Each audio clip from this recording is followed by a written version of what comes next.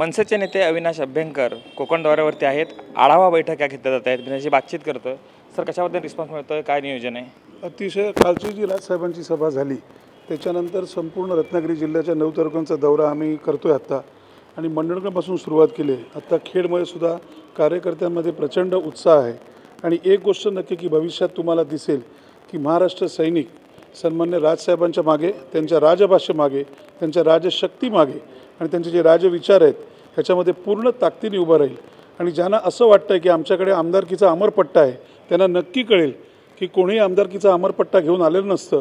जेव्हा महाराष्ट्र सैनिक रस्त्यावर उतरून काम करतात आणि जनतासुद्धा आत्ता जे काय चालू आहे, जी पॉलिटिकल ॲडजस्टमेंट चालू आहेत त्याला सामान्य जनता कंटाळली आहे आणि ती 100% राजसाहेबांकडेच एक शेवटची आशा म्हणून बघते आहे। राजसाहेब म्हणजेच महाराष्ट्र निर्माण सेना आणि म्हणजेच रेल्वे इंजिन, हे मुद्दाम मी इकडे सांगेन।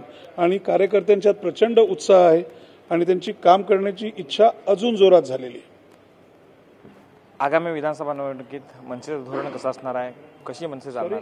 आगामी आता या निवडणुका जे लागत आहेत विधानसभेच्या, मनसेची भूमिका कशी असणार आहे? मनसेची भूमिका ही कायम महाराष्ट्राच्या विकासाचीच आहे आणि सन्मान्य राजसाहेब ठाकरेंनी जो आदेश दिलेला आहे की आम्ही सर्वजण महाराष्ट्रातील सर्व तालुक्यांमध्ये आता जातो आहोत, त्या भागातील प्रश्न हे आम्ही साहेबांपर्यंत अहवालाच्या रूपात देऊ। त्याच्यावरती राजसाहेब ठाकरे आणि लोकल लेवलवरता महाराष्ट्र सैनिक हे आंदोलन करतील। अतिशय उत्तम असे विचार मांडून आम्ही नक्की उत्तम असं यश मिळवू आणि तुम्हाला दिसेल की एक नवीन महाराष्ट्र निर्माण सेना ही विधानसभेत पूर्ण ताकदीने ही तुम्हाला बसलेली दिसेल। स्वबळाचा नारा जर नसेल मनसेचा तर मनसे किती जागा लढेल? तुम्हाला असं स्वप्न पडलं का?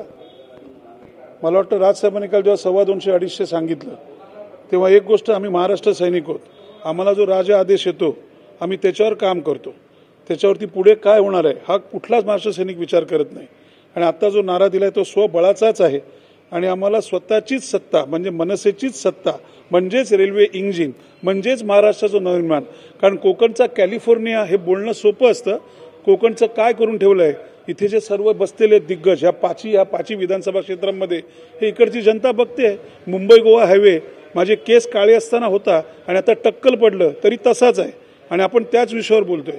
त्यामुळे कोकणी जनतेला माझी मुद्दाम विनंती आहे की आजपर्यंत इतरांच्या मागे उभे राहिला, आता एकदा सन्मान्य राजसाहेबांच्या मागे आणि महाराष्ट्राच्या मागे उभं राहून बघा, तुम्हाला नक्की दिसेल की डेव्हलपमेंट किंवा महाराष्ट्र नवनिर्माण किंवा कोकणचं नवनिर्माण म्हणजे काय हे तुम्हाला राजसाहेबांच्या माध्यमातून नक्की कळेल।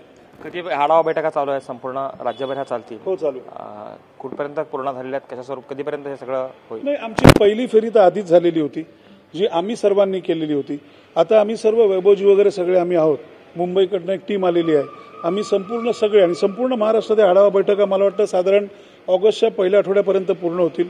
मग तो अहवाल सन्मान्य राजसाहेबांकडे जाईल आणि मग त्यांचे दौरे सुरू होतील।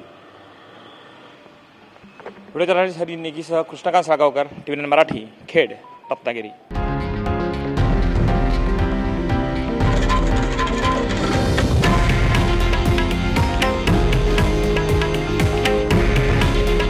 हे आहे देशातील नंबर 1 न्यूज नेटवर्क आणि आपण पाहत आहात TV9 मराठी।